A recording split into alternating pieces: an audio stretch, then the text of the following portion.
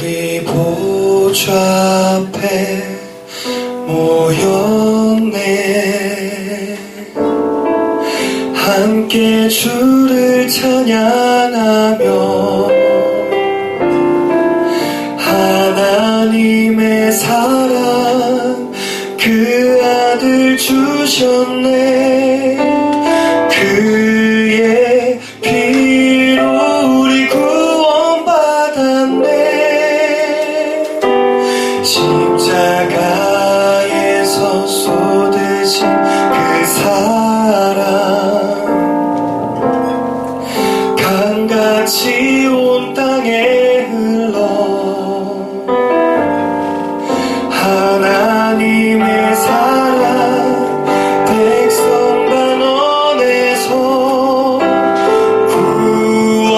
구원받고 주 경배드리네.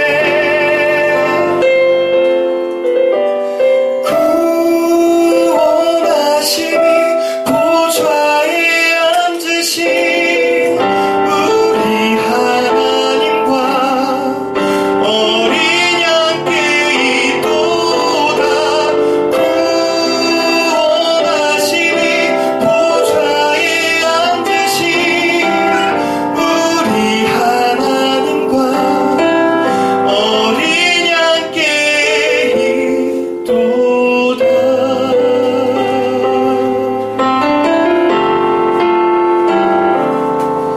우리 보좌 앞에 모였네. 함께 주를 찬양하며 하나님의 사랑 그 아들 주셨네. 그의 피로 우리 구원받았네. 십자가에서 쏟으신 그 사랑 강같이 온 땅에 흘러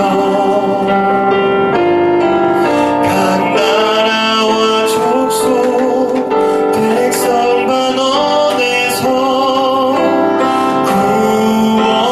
구원받고 주 경배드리네.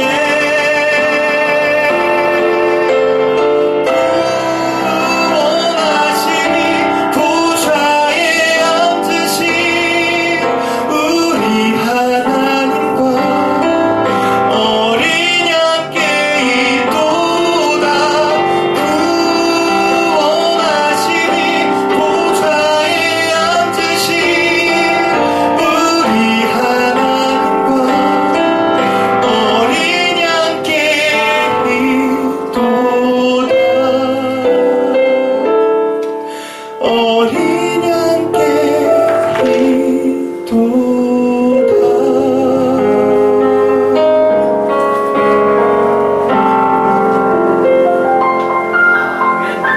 아멘.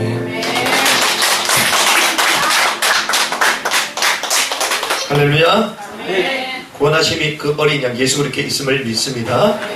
우리가 오늘 말씀 제목이 죽음도 헤아리는 변화된 이스라엘이라는 말씀입니다. 우리가 지난주도 마찬가지였지만 이 베델에서 변화되고 난 이후에 이 야곱이 이 죽음 장사를 치르는 장면들이 계속 나오는데요. 오늘 특별히 말씀을 통하여 우리 인간에게 있어서 가장 큰 슬픔이 죽음 아닙니까? 그런데 큰 슬픔이 아닌 하나님의 큰 계획을 보는 그런 영안이 열리는 축복의 시간이 되시기를 주님의 이름으로 축복합니다.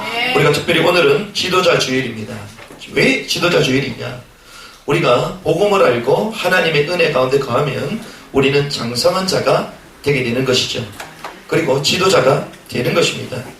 그래서 장성한 자, 성숙한 자가 되면 자연스럽게 지도자로 쓰임을 받게 되는 것이죠. 저와 여러분들이 지도자로 쓰임받는 축복의 또 한 해가 되시길 바랍니다. 그래서 우리가 성숙한 자가 되겠는데 어떤 성숙이 우리에게 따라와야 되겠습니까? 복음의 성숙입니다. 그렇습니다. 우리 인생의 모든 문제를 주께서 해결하셨구나. 죄와 사단과 사망의 권세에서 저주의 권세에서 우리를 해방하셨구나. 이 사실이 영적으로 이해가 되어지면 지구 돌아가는 것이 이해가 되어지고요. 우리 삶 삼라만상이 이해가 되어지고 그 상대방 사람 관계도 모든 것이 이해가 되어지게 되어 있습니다. 그래서 우리가 복음의 성숙이 먼저 되어져야 되는 것이죠. 이것을 우리는 지난주에 복음 미자립 상태에서 벗어나라 이렇게 말씀을 나눴습니다. 그리고 우리가 두 번째는요, 이 생각의 성숙이 일어나야 됩니다. 그렇습니다. 우리가 생각이 성숙되어야 되는 것이죠. 아이들의 특징이 뭡니까? 생각이 미숙하잖아요. 그거밖에 생각을 못한단 말이죠. 그런데 우리 생각은 어떤 생각을 가져야 됩니까? 하나님의 큰 계획을 볼 수 있을 만큼 우리 생각이 성숙되어야 됩니다. 예레미야 29장에 보니까 우리의 생각과 하나님의 생각은 같습니까? 다른 것이죠. 그래서 복음을 알면요, 우리 생각이 우리 수준에 머무는 것이 아니라 하나님의 큰 계획을 보게 되는 것입니다. 빌립보서 2장 13절에 보니까 하나님께서요, 우리 마음에 자기의 소원을 두고 행하게 하시는데 그 소원을 우리가 알 수 없단 말이죠. 그런데 하나님은요, 그 소원을 이루어가고 계신다는 것입니다. 그렇게 되어질 때에 우리가 모든 문제와 모든 사건, 모든 환경에 감사가 비로소 나오는 것입니다. 왜 감사가 나옵니까? 억지로 우리가 감사하자, 억지로 긍정적인 생각을 갖자, 그렇지 않습니다. 하나님의 계획을 보고 하나님의 큰 계획이 뭔지를 정확하게 알고 살아가는 사람은요, 감사할 것밖에 없습니다. 왜? 그 모든 과정이 하나님 원하시는 그 목표를 이루는 하나의 도구이기 때문에 알 수 있다는 것이죠. 그러니 우리 삶에 기대가 생기는 것입니다. 그리고 마지막으로 우리가 자세가 성숙되어져야 되는 것이죠. 우리 자세가 어떻게 되겠습니까? 복음을 갖고 있기 때문에 우리가 겸손한 것입니다. 그리고 또한 담대할 수 있는 것입니다. 또한 요령을 부리는 것이 아닌 최선을 다할 수 있는 것이죠. 성실을 다하는 것입니다. 그러면서 모든 것을 수용하는 성숙이죠. 이런 자세가 우리에게 필요한 것입니다. 이 복음의 성숙이 되지 않으면 찾아오는 영적 문제를 이길 수가 없습니다. 그래서 우리가 복음으로 성숙되어야 된다는 것이죠. 우리가 생각이 성숙되지 않으면요, 우리의 마음과 우리 정신에게 찾아오는 이 문제를 해결할 길이 없어요. 우리 생각이 늘 갇혀가지고요, 노이로제, 스트레스, 이길 길이 없습니다. 하나님의 그 생각, 하나님의 큰 계획을 보여주시는 그 복음적인 생각, 이게 성숙되어야 됩니다. 우리 자세가 성숙되지 않으면요, 우리의 육신, 우리의 삶, 우리의 경제 문제 계속 터집니다. 해결할 길이 없습니다. 그래서 우리가 이 세 가지가 성숙되어야 되겠다라는 것이죠. 야곱이 어땠습니까? 미성숙했던 사람이었습니다. 그런데 베델을 회복한 이후부터 성숙한 사람으로 변화되게 됩니다. 처음부터 주셨던 참된 영적 지도자로 세워지기 시작합니다. 야곱이라는 그 이름이 이제는 이스라엘로. 네가 야곱인지를 알겠지만 그래도 너는 이스라엘이다. 주님께서 오늘 저와 여러분들 이스라엘의 칭호를 주시는 하루인 줄 믿습니다. 과거에서 벗어나라는 것입니다. 야곱이 아니라 이스라엘이다. 여기에 대한 출사표가 우리에게 필요한 것이고요. 야곱이 이 베델 회복의 이 출사표 속에 이제 그 인생의 영적 지도자로 쓰임받기 시작했다는 것입니다. 그래서 삶이 변화가 됐죠. 말이 달라지고요. 행동이 달라진 것입니다. 보는 눈이 달라졌습니다. 그러니까 시작이 다르고요. 해석이 달라지는 것입니다. 저와 여러분들 이 축복 있길 바랍니다. 달라지면요, 삶이 변합니다. 말하는 것이 다르고요. 행동하는 것이 다릅니다. 눈이 달라집니다. 시각이 달라지고요. 그러니 당연히 시작도 달라지고 행동도 달라진다는 것이죠. 오늘 본문을 보면 이 베델 이후에 이제는 영적 지도자로 새롭게 인생이 시작되는 새로운 베델 이후에 출사표를 던지고 달려가는 야곱의 모습을 우리는 보게 됩니다. 그런데 재미난 모습이 있는데요. 하나님께서 베델 이후에 회복을 하게 하셨고 이제는 영적 지도자로 인생을 딱 살아갈 것인데, 그러면 우리에게 응답이 와야 될 거 아닙니까? 우리가 영적 힘을 얻고 이제는 새로운 시작을 살아야 되겠다 이러면요, 뭔가 막 가슴 벅차고 이제는 인생에 이제는 이 축복의 아우토반이 열리겠구나 이렇게 생각할 거 아닙니까? 그런데요, 베델 집중하고 난 이후에 그때부터 장례식이 계속 뻥뻥 터지는 거예요. 문제가 계속 터지는 거예요. 우리 은혜 받고 나면 우리 삶이 달라지고 우리 삶에 큰 응답이 올 것처럼 생각한단 말이죠. 그런데 현실은 그렇지 않습니다. 우리가 막 수련회를 다녀오면 막 응답을 엄청 받게 오잖아요. 그래서 우리가 이럽니다. 옛날부터 수련회 갔다 오면 집에 가자마자 사단이 역사한다. 은혜를 떨어뜨리도록 하기 때문에 이 은혜를 간직을 잘해야 된다. 우리가 이렇게 얘기를 들으면 신앙생활을 해왔잖아요. 은혜 받고 나면 쏟을 일이 있다를 얘기한단 말이죠. 야곱이요, 큰 응답을 받고 이제는 인생의 출발점, 시작을 하는데요. 문제가 계속 터진다는 것입니다. 이 말이 무슨 말이냐? 이 하나님의 이 응답은요, 문제가 없어지는 것이 아니라 문제를 보는 내가 변화되는 것부터 시작되는 것입니다. 하나님의 응답이요, 문제가 없어지는 것입니까? 그렇지 않습니다. 문제는 그대로 있어요. 그런데 하나님의 은혜를 받으면요, 문제는 그대로 있는데 내가 변합니다. 아멘. 이게 하나님의 방법입니다. 아멘. 우리는 환경이 좋아지길 바라잖아요. 그런데 하나님은요, 언제든지 환경을 먼저 변화시키는 게 아니라 나를 변화시키길 원하신다는 것이죠. 아멘. 내가 변화될 때 나중에 그 환경도 문제가 되지 않는 것입니다. 아멘. 그래서 여호와는 나의 목자시니 내가 부족함이 없다. 지난번에 쓰여졌던 성경 보니까 여호와는 나의 목자시니 내게 부족함이 없다 이렇게 되어 있습니다. 내게 부족함이 없다. 이게 무슨 말입니까? 환경적인 부분이 나에게 이러한 저러한 환경이 있다 하더라도 내게는 부족함이 없다 이런 의미죠. 그런데 내가 부족함이 없다 이거는요 더 강력한 의미입니다. 내가 부족함이 없다는 거예요. 내가 환경이 주체가 되는 내가 주체가 되는 내가 부족함이 없는 것입니다.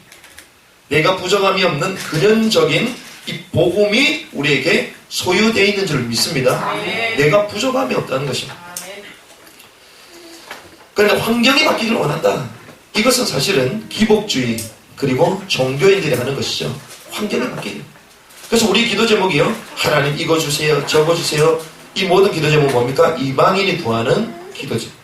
우리는 무엇입니까? 그의 나라와 그의 의를 구하는 것입니다. 아멘. 그때 하나님께서 모든 것을 더하시는 것을 체험하는 것이죠. 변화되었던 야곱, 이스라엘로 전환되었습니다. 그때부터 문제를 보는 눈이 달라지고요, 자세가 달라진 모습을 우리 본문을 통해 볼 수 있습니다. 이 야곱이요, 이스라엘로 변하고 나서 베델에서 내려올 때에 문제가 이제 빵빵 터집니다. 첫 번째는요, 부부 문제가 터지고요, 두 번째는 자녀 문제가 터지고요, 세 번째는요, 부자지간의 문제, 부모 문제가 터지기 시작합니다.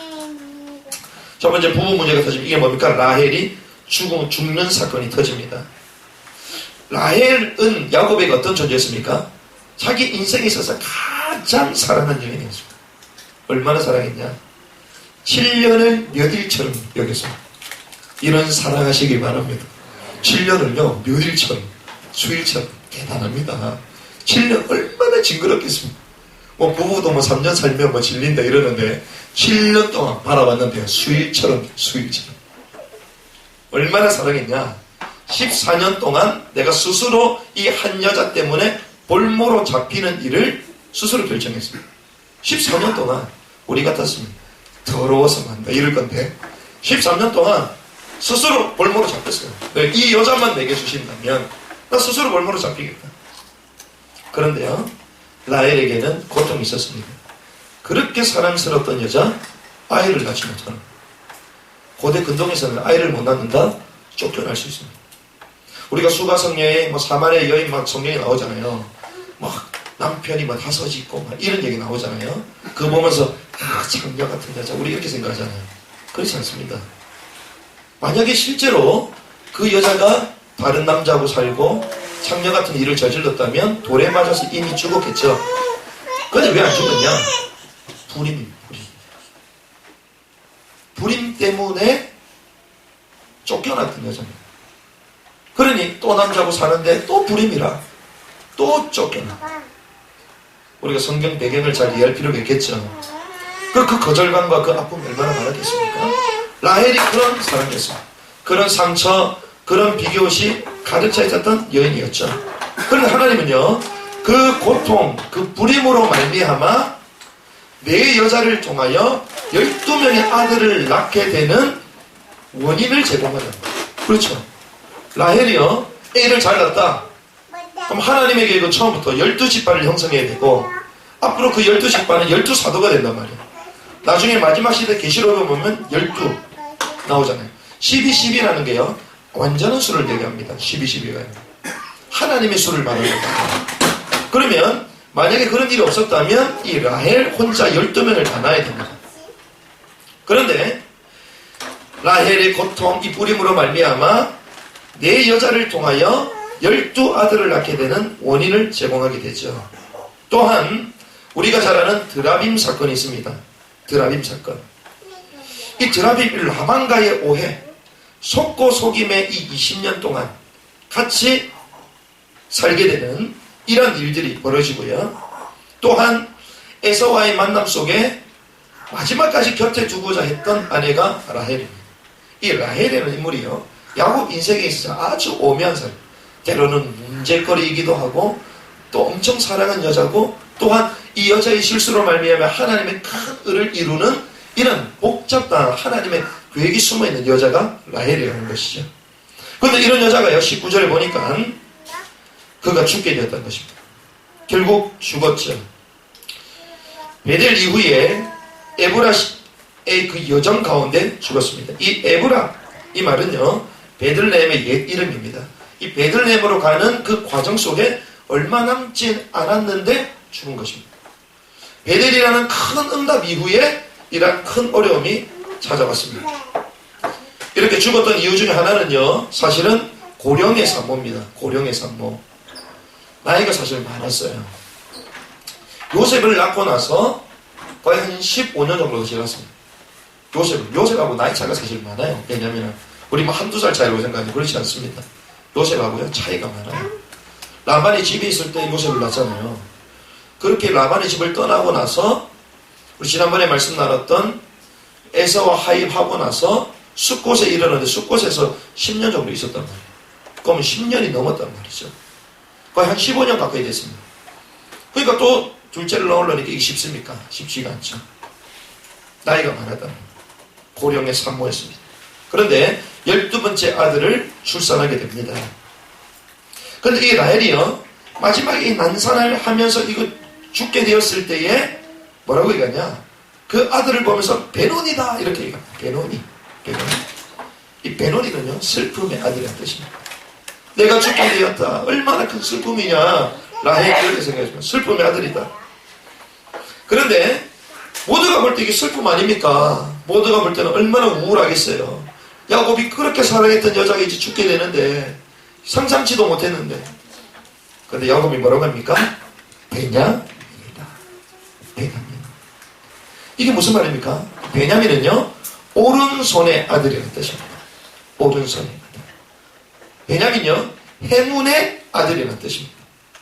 슬픔의 아들이 아닌 행운의 아들이다.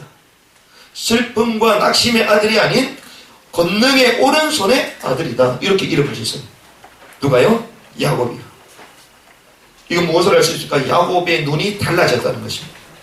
문제 그대로 본 것이 아니라 이 문제 속에 있는 하나님의 계획, 하나님의 그 희망을 본 것입니다. 그래서요, 문제는 그대로 있는데요, 이 사람이 달라지면 문제 해석이 달라지는 것입니다. 저와 여러분이 달라지는 축복을 바랍니다. 아멘. 달라지면요, 문제 해석이 달라진다니까요. 아멘. 사건 보는 눈이 달라집니다. 아멘. 분명한 큰 슬픔인데 슬픔이 아니에요. 야곱이요, 오른손의 아들이다, 행운의 아들이다, 이렇게 얘기한 것이죠. 이게 라헬의 죽음, 부부 문제 가운데서 이 야곱이 달라진 모습을 우리는 볼 수 있습니다. 두 번째는요, 자녀 문제가 터집니다. 이런 한 가운데 또 슬픔의 여정을 가고 있습니다. 21절에 이스라엘이 다시 길을 떠나 에델 망대를 지나 장막을 쳤더라. 근데 이스라엘이 그 땅에 거주할 때에 르우벤이 그 아버지의 첫 비라와 동침했다라고 말합니다. 이 동침을 말하는 게 아닙니다. 동침했다, 쳤다는 거예요. 장자 르우벤, 첫 아들입니다. 아버지가 그렇게 믿었던 첫 아들. 아마 여러분도 잘 아시는 둘째, 셋째, 시몬하고 레위잖아요. 세겜성을 도르겠던 둘째 아들, 셋째 아들. 그 일이 터졌을 때 야곱이 어떻게 생각했겠습니까? 역시 그래도 우리 큰 아들은 괜찮구나 아직까지. 그렇게 생각했을 거예요. 둘째 아들, 셋째 아들이 문제를 터뜨렸다. 그런데요, 그렇게 철썩 믿었던 큰 아들이 자기의 첫 비라고 통과하는 겁니다. 르우벤에게 있어서요, 이 비라는 동생이 있습니다. 동생 단, 납달리. 단과 납달리의 어머니죠. 또한 자신에게도 만내 어머니 뻘 되는 사람. 그런데 폐륜을 저지릅니다. 근친상간을 하죠. 레위기 18장 8절 20장 11절에 보면요, 아버지의 침상을 더럽힌 이런 사람은요, 둘 다 반드시 죽여라고 얘기하고 있습니다. 죽여야 되는 죄죠. 그런데요, 22절에 우리 한번 같이 읽어볼까요? 시작. 이스라엘이 그 땅에 거주할 때에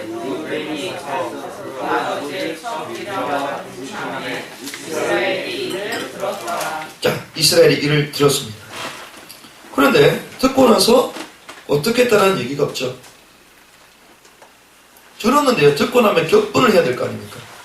근데 성경은 기록하지 않습니다. 이게 무슨 말이냐? 들었지만 야곱은 말하지 않았습니다. 기도하는 사람은요, 듣고 보았지만 말하지 않습니다. 이걸 우리는 유관무언 이렇게 얘기하죠. 봤지만 말하지 않습니다. 그러면 딸 디나 사건 때에 침묵했잖아요. 그럼 그거는 기도하는 거였느냐? 그건 그렇지 못했죠. 왜? 자신의 문제가 아니었기 때문에 수수방관했었고요. 그러면서 나중에 얘기하잖아요. 이것 때문에 내가 이렇게 당하게 되고 나도 고통을 당하게 될 것이고 그 민족의 족속들이 우리를 공격해 올 것이고 이제는 어떻게 할 거냐? 이렇게 원망적으로 얘기했단 말이에요. 그거는 침묵이 아니었습니다. 수수방관이었습니다. 그런데 이 사건은요, 누구의 사건입니까? 자녀의 사건이면서 동시에 나의 문제잖아요. 나의 사건입니다. 그러면 내가 피해를 받은 거잖아요. 그럼 야곱이 들고 일어나야 될 거 아닙니까? 네가 어떻게 내 집에 마누라를 손을 대냐, 겁대가리 없이 뭐 이래야 될 거 아니에요. 어떻게 네가 그럴 수 있냐, 어떻게 내 몸에서 네 같은 게 나와가지고 우리 이럴 거 아니에요. 전부 다 앉혀놓고 난리를. 그런데요, 아무 얘기를 하지 않습니다. 역대상 5장 1절에 보면요, 이 사건으로 말미암아 장제의 명분이 요셉에게로 딱 갑니다. 우리가 이제는 다음 주, 그 다음 주부터 요셉에 대한 말씀을 나눌 것인데, 요셉은 아주 오묘한 인물입니다. 요셉 같은 사람이 거의 없어요.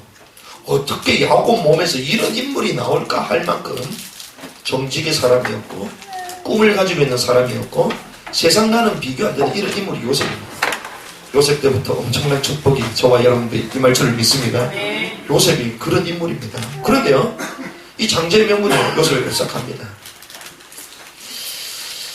그 전에도 가정의 문제, 자녀 문제가 계속 일어난 모습을 야곱이 보았죠. 그런데 그 사건을 보았을 때와 베델 이후에 그 사건을 보는 눈은 달라졌습니다. 가정에게 찾아온 영적 문제를 알고 있습니다. 우리 가정에 흐르는 문제구나. 하나님이 뭔가를 깨닫도록 하시는 것이 있구나. 이걸 알게 됐다는 것입니다. 원인을 정확하게 알았습니다. 옛날 같았으면 원인을 몰랐단 말이에요. 왜 이런 문제가 터지는지 몰랐단 말이에요. 그럼 원인을 알았습니다. 그러니까요, 어떻게 합니까? 베델만이 기름을 알았습니다. 해답을 가지고 있습니다. 저와 여러분들이 원인을 아는 사람은 해답을 알 수 있습니다. 영적 사실을 알고 영적 해답을 확인하는 시간 되길 바랍니다. 그렇게 된 사람은요, 문제를 문제로 보지 않고요, 그 문제를 율법과 정죄로 판단하지 않습니다. 죽여야 되는데 죽이지 않죠. 야곱이 이랬다. 왜 그랬습니까? 후에 어떻게 될지를 야곱은 알았습니다. 창세기 49장이 나오죠. 나중에 어떻게 될 것이냐? 이걸 예언하게 됩니다. 그래서 야곱이요, 베델 사건 그 이후에 변화됐다는 것입니다. 자기 가장 사랑했던 이 부부의 문제에 터져도 해석이 달랐고요. 자녀 문제가 터져 또 해석이 또 달랐습니다. 그러는 가운데 또 문제가 터집니다. 이게 뭡니까? 부자지간의 문제, 부모 문제가 터집니다. 27절에 보니까 기랏 아르바의 마므레로 가서 헤브론으로 갔습니다. 그게 누굴 만납니까? 이삭을 만납니다. 이삭과의 만남이 몇 년 만입니까? 거의 한 30년 만에 만나요. 30년 만에. 장자권 그 속임수로 말미암아 그 집을 떠났었는데 30년이 되어 드디어 돌아왔습니다. 30년. 여러분들 30년 만에 만난다 생각해 보십시오. 얼마나 감격스럽겠습니까? 아마 감격스러운 정도가 아니라 아마 너무나도 오랜 시간이 됐기 때문에 그 감격을 표현할 길을 몰랐을 거예요. 표현도 못할 만큼 30년 전에 봤던 아버지 모습과 지금은 달라요. 30년에 부자가 상봉했습니다. 그런데 28절에 보니까 이 이삭이요 또 죽게 됩니다. 180세가 되어 열주에로 돌아갔다.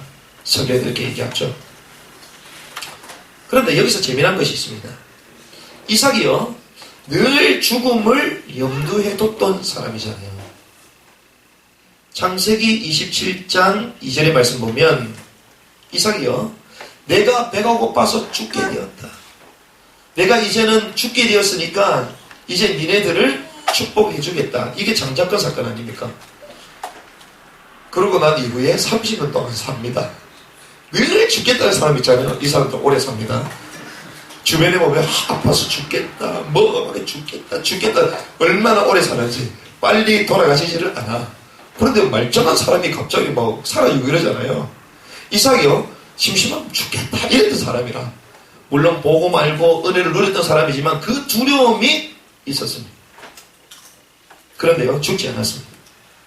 왜 그렇습니까? 사명이 있기 때문에 할 일이 있다는 것이죠.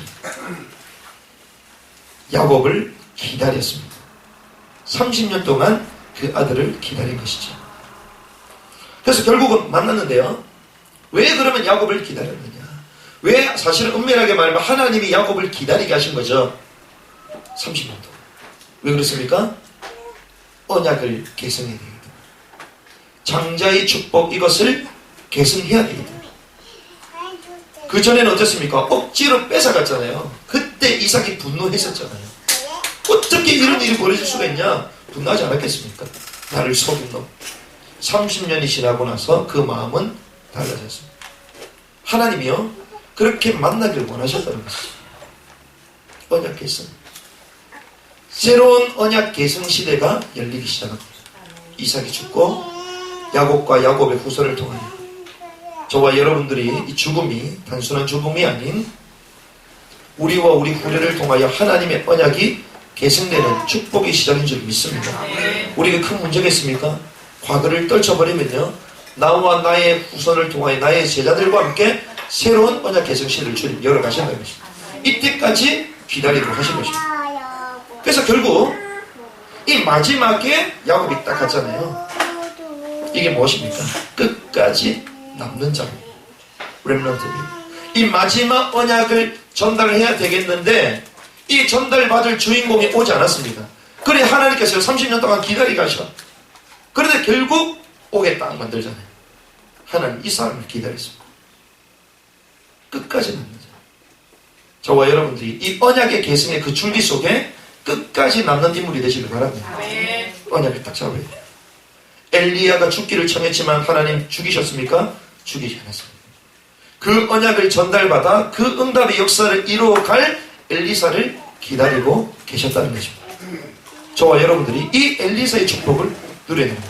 그 마지막에 가는 거예요. 마지막. 우리는 그렇습니다. 주변에 막 한 시대에 막 풍부했던 인물들이요. 나중에 나이가 들고 이러면요. 주변에 사람이 없습니다. 사람이 없고 외롭고 이랬단 말이에요.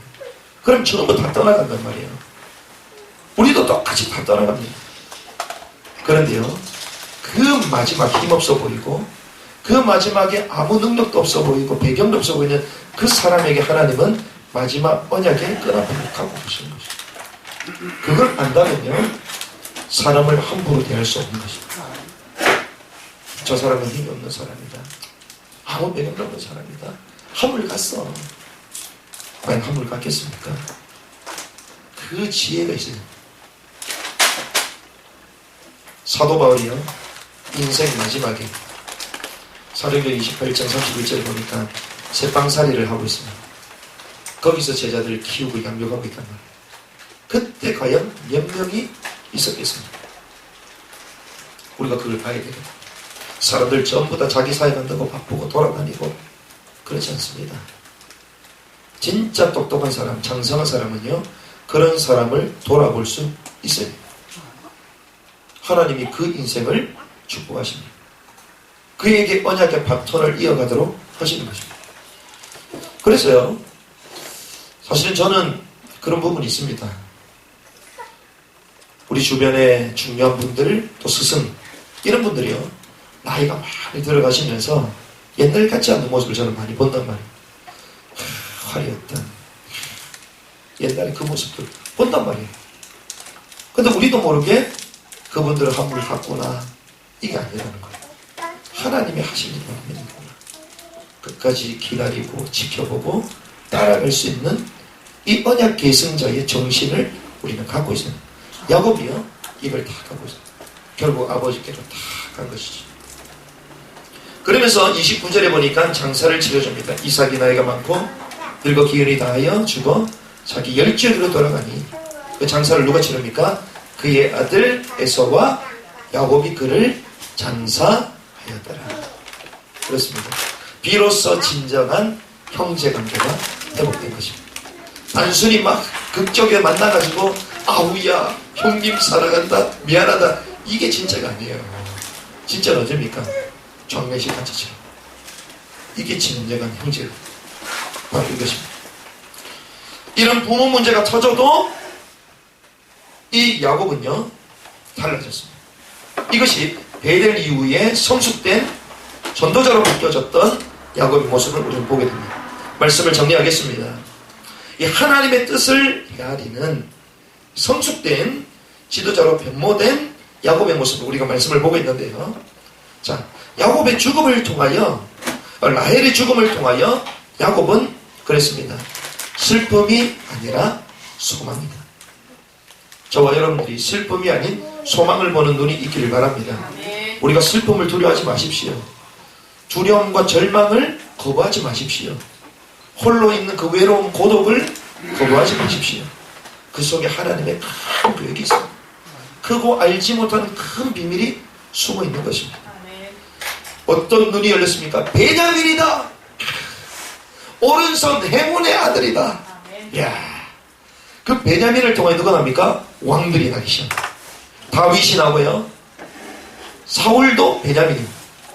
한 시대의 전도자 바울도 베냐민 지파입니다. 그 혈통을 통해 누가 나십니까? 예수 그리스도가 나십니다. 할렐루야. 왕족 베냐민. 이 축복을 누립니다. 인생의 모든 문제를 해결하실 참된 왕족. 무엇을 상징합니까? 메시아를 상징하는 것이죠. 물론 예수님은 인생의 모든 문제를 해결하는 영적인 왕 오셨지만, 실제로 한 민족과 나라와 사람들을 다스리는 그 왕족의 혈통 베냐민을 통해 나타나는 것입니다. 저주가 아니라 세상입니다. 이 라헬의 죽음을 통하여, 이 베냐민을 통하여 12지파가 완성됩니다. 12지파가 완성된다, 이 말은요, 하나님이요 아브라함을 부르셔서 내가 너를 복이 되게 할 것이다. 그리고 큰 민족을 이루게 할 거야. 땅 끝까지 복을 받게 할 것이다. 언약을 주셨습니다. 그러면 그 땅 끝까지 이 복음의 언약이 전달되기 위해서 처음 딱 되어야 되는 게 있습니다. 그게 뭐냐? 12지파가 딱 준비되어야지 시작되는 거예요. 그러면 이 말은 열방의 복을 향한 그 복의 시작이 베냐민이 태어나면서부터 시작됐다는 거죠. 이때부터 비로소 출사대를 던질 수 있는 것입니다. 완성됐다는 것입니다. 라헬이여 사명을 완수했습니다. 그렇죠. 자신은 잘 몰랐을 것입니다. 그러니까 슬픔의 아들 이랬잖아요. 잘 몰랐으니까. 그런데요, 라헬이여 사명을 완수하는 일이 결과적으로 된 것입니다. 더 이상 야곱에게 라헬은 필요치 않는 것이었습니다. 왜? 사명을 다했기 때문에. 제가 이걸 보면서요, 뭘 생각을 했냐? 그렇다. 우리가 인간적으로 사랑하고 좋아하고 뭐 관계를 맺고 다 하잖아요.